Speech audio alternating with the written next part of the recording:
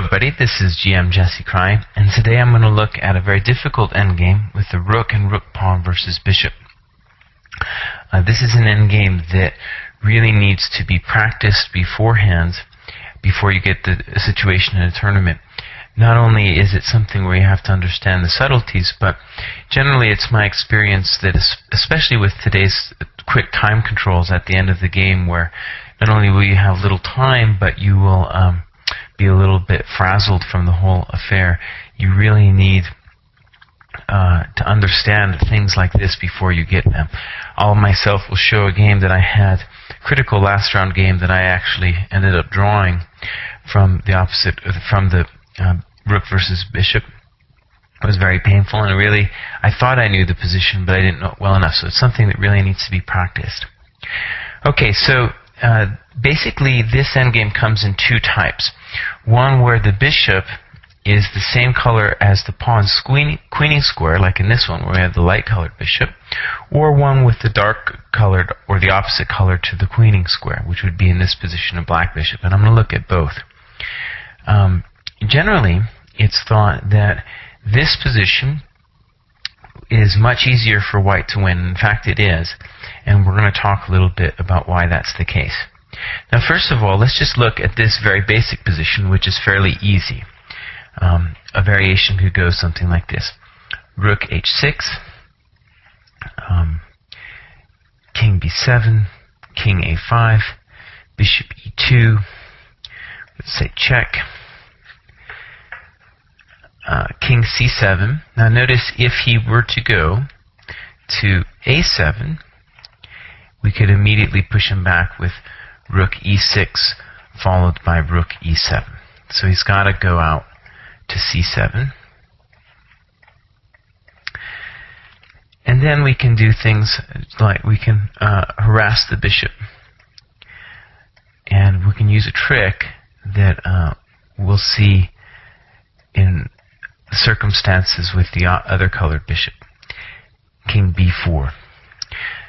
Okay, so this is a key trick. What we're trying to do is we're trying to bring our king out. Now, our king was kind of stuck on the side of the board blocking the advance of the pawn. And the basic trick is that if black goes king b6, we'll play king c3, winning the bishop. And this is a key trick in this endgame. Now,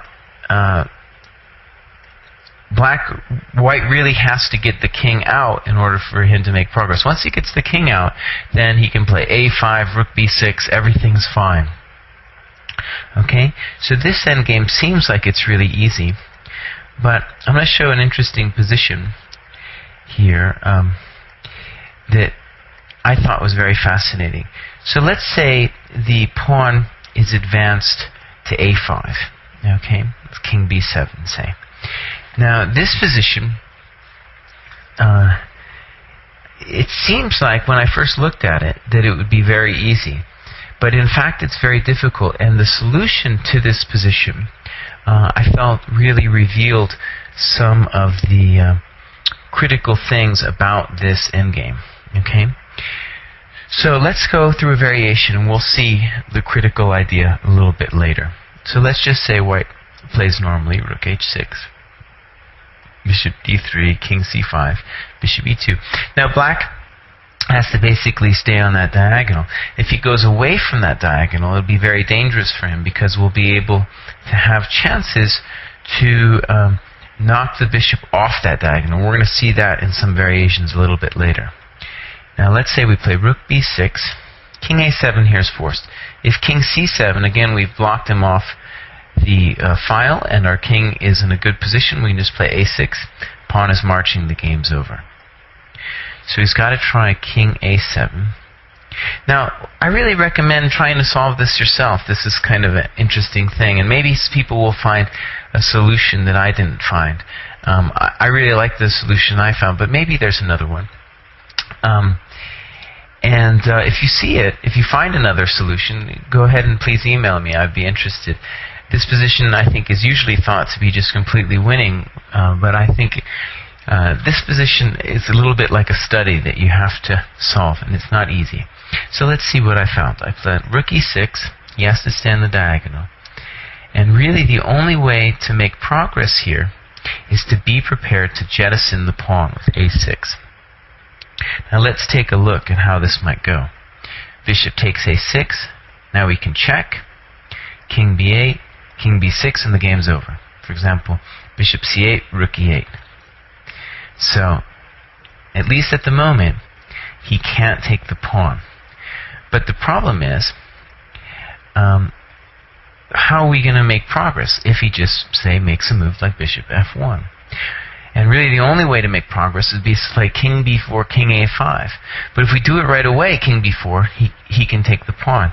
So I came up with this really nice move, rook c6, which isn't immediately obvious what the idea is. Black plays bishop d3. Now we play king b4. Now, if we're allowed to play king a5, it's over. We'll play king a5, rook c7, and march him. So he's got to take. King a5 is the move. Okay. Now, there's a couple things he could try here, but if bishop b7, we'll just play rook c7. We're going to get the position we just had. So maybe his most testing would be to play bishop d3, rook c7, king b8, king b6. And it's only now really that we see the point of rook c6, that he's cut on the c file. Okay? Now, the deeper point that this is revealing is that the only way black can get in any danger from a rook versus bishop endgame without any pawns on the board is when he gets caught in this corner, in this kind of dangerous corner. If he had a dark square bishop, it wouldn't be any problem at all because he could knock the king away from b6. Okay? In this position, though, he's dominated. So maybe if black moves anywhere like e4, f5, we'll just play rook e7 and rook e8 winning. So his only chance really is to hide behind my king. But then he's going to get knocked out like this. Okay, 2, bishop b3, rook a3, and now all of the squares are mined.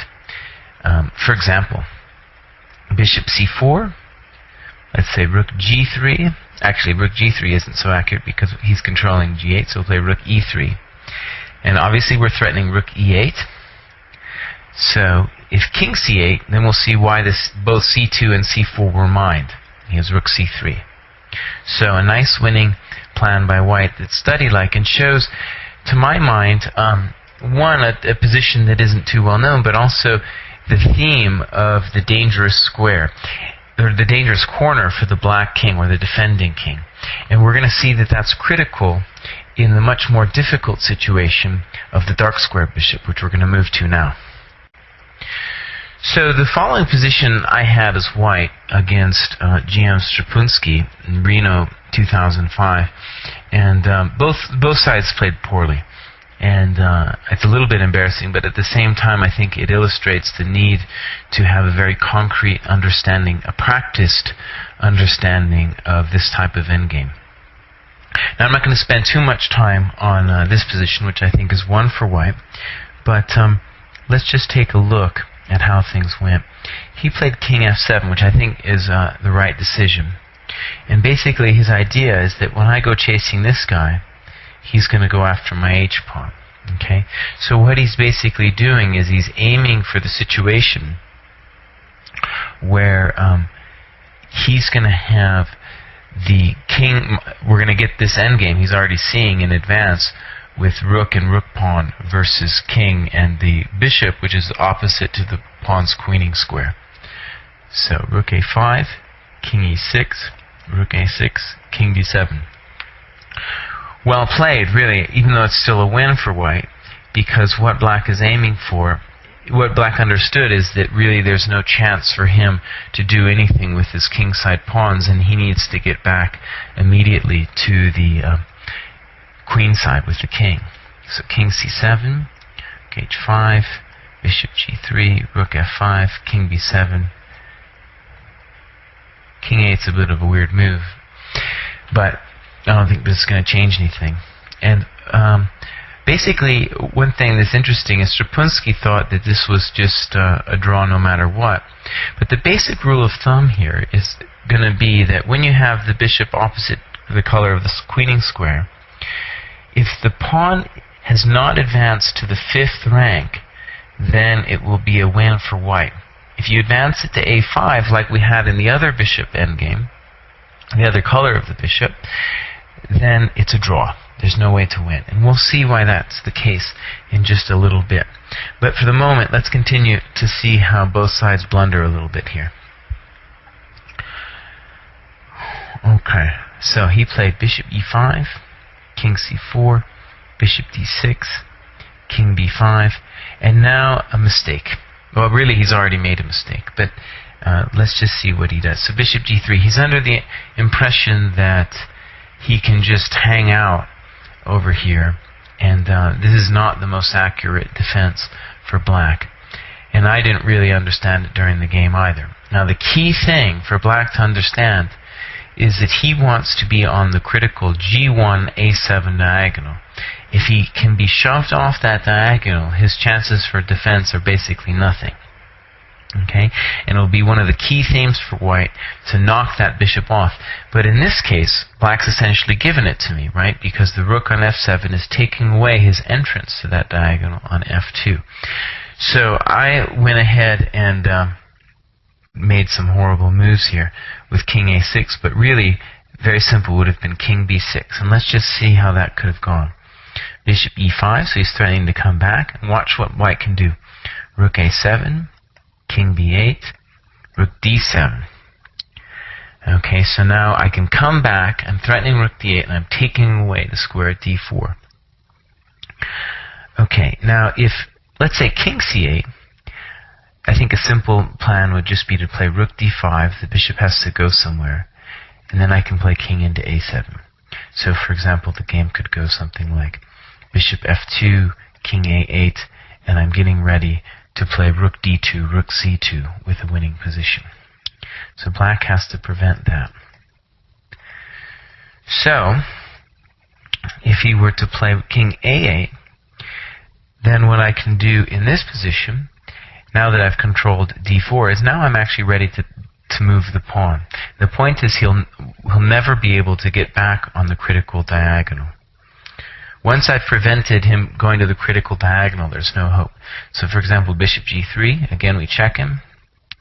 Rook f7, he's again stopped off the diagonal. King a8, a6, let's say bishop e5, and now I can play a7. For example, bishop d4, rook or king a6, and there's no way for black to stop the threat of rook f8. Okay, so mistake by both players. Let's go back and look at how black could have played more tenaciously. So what black needs to do is to get his bishop onto that diagonal as soon as possible. So let's say he went bishop h2, okay, king c4, bishop g1. Okay, so the point is now king b5, bishop e3, say rook f7, king b8, king a6. Just stay on the diagonal. And here we have an interesting position, basically the key theoretical position. And I'm going to show two ways of doing this. One I found on my own, and then in preparation for this lecture, I looked to see what the books did. And I want to show both because repetition is good in a position like this, and because the themes are a little bit different, though essentially the same. And let's talk about what those themes are. The first we've already seen, and that is to put the rook on the b file, gain the b file, so the king is shoved to the c file, and then somehow bring our king back out. And notice, because of the bishop controlling those squares, b8, b6, and a7, it's not going to be so easy. The next thing we want to do is we want to knock the bishop off the g1, a7 diagonal. We'll see that if we can do that, the bishop will oftentimes find it very difficult to actually get back on that diagonal.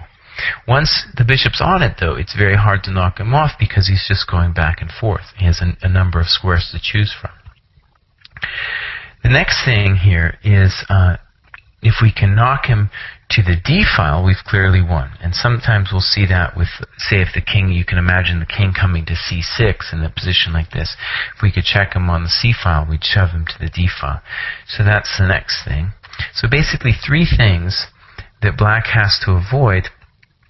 And what we're going to try to do is create a zugzwang position where he will be unable to avoid all of those things happening. So I'm going to show you first the one I found here. And to me it makes the most intuitive sense. And that is just to play rook f1, let him come to c7, and now rook f3. And the idea is that it's very difficult for the black pieces to find comfortable squares. For example, if king c6, then we can play rook f4.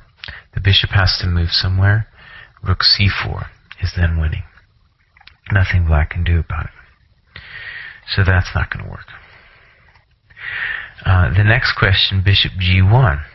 Now, the first thing to see about bishop g1, okay, is that there's a lot less scope on g1 for the bishop. In particular, my king could have opportunities of going king a5, king b4. If you imagine my rook on b5, then that's key, because then I would have created that bridge where I hold the black king off and at the same time manage to bring my king back to the c file when I have an easily winning position. So that's why the bishop on g1 is unfortunate. Let's look at a sample variation here. Rook c3, king b8, rook b3. Now, he basically has to go to the c file.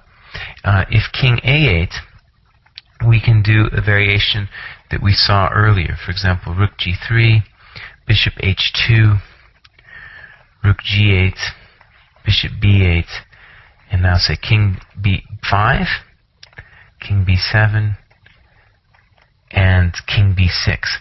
And the point is now that we're going to be able to dominate the bishop, and in particular we're going to prevent him from ever coming back to the diagonal he wants to. For example, bishop f4, rook a7 check, king e7, rook e7, stopping bishop e3. And we get an iterative process similar to the one we looked at before. So that's key to remember, that the theme you're looking for, the major theme, is getting that bishop off the diagonal. Okay, so on rook b3, he's really going to have to go to king c7. Okay, and now the easy way to do things here is check him. Now you notice if he goes to c6, we can come back and say bishop e3, rook b3, bishop d2. He's going to eventually be forced to grant us the c file with a winning position. Okay, so for example, bishop c5, we can do a number of things. The easiest is probably just to move like rook c1, and the king has to get off of the c file. Okay. So on rook b7, he's going to have to play king c8, and now we see the problem with bishop g1, because on rook b5, we basically have the very simple threat of playing king a5 to king b4. And let's say the bishop comes back to try to stop us, king a5, but now when he checks us, we have king b6. And we're obviously threatening king c6, and if king b8, and it looks like black's holding, we have this nice move rook f5. Okay, and the bishop will not come back to that diagonal, and we'll be creating the same mate threats we saw in the variation where the bishop gets tied down to the king. Okay, so bishop g1 doesn't work.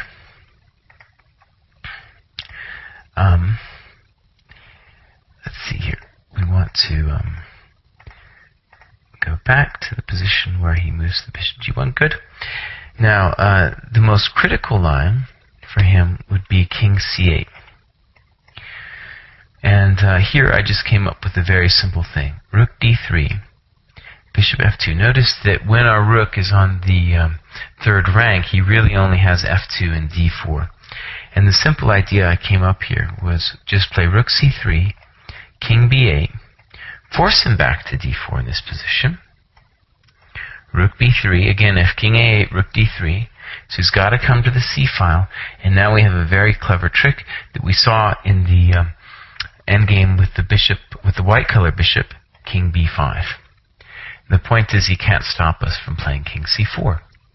And this is just a very key way of getting our king out. Very key trick to know. So that's one way. Let's look at another way. This was the way that Dvoretsky gives in his book.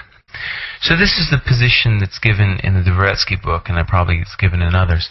And in some ways it's simpler, but it's just good to know the themes, in my opinion. So, for example, what they do is they say rook b7. Again, the king has to go to the c file.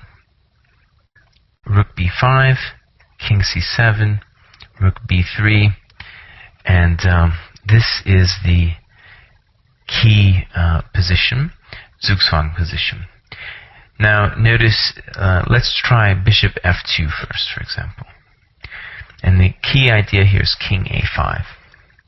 Very nice idea. So, if, for example, bishop d4 now, then we can use the trick that I talked about, king b5. And if bishop e1, now essentially we're free to go. And the point is the bishop's off his diagonal. So the king really doesn't have time to come back because now we dominate the bishop. Okay. So what else can black do here? He could try king c6, maybe is the most challenging. But now we have this very nice move, rook b5. And the point is, if bishop e1, now we play king a6. And now basically black has two problems, and he can't solve both. He has the problem that his bishop's off the diagonal, and his king is unfortunately placed on the c file, where we can knock it off to the d file. For example, the bishop comes back, and we play rook b2, bishop, say e3, rook c2, and the king's going away. So in a lot of ways, this is a very similar endgame to the one I had. But the key thing, I think, probably in your time pressure that you'll find you'll actually get this position is to remember the key ideas, and hopefully you can find a way. I really recommend practicing this position at least 3 times against being able to do it 3 times in a row against strong opposition before you consider yourself competent in it. Now I'm going to show one final trap. So I'm going to end just with a trick that many players have fallen for. In this position, white can win with a number of moves, but if he plays the intuitive move, rook h7, he'll find himself in a little bit of trouble. And the point is that black can give a check, king a6, and now bishop g7. And there's no way for white to make progress. If obviously king b6, we can hit him again with bishop d4.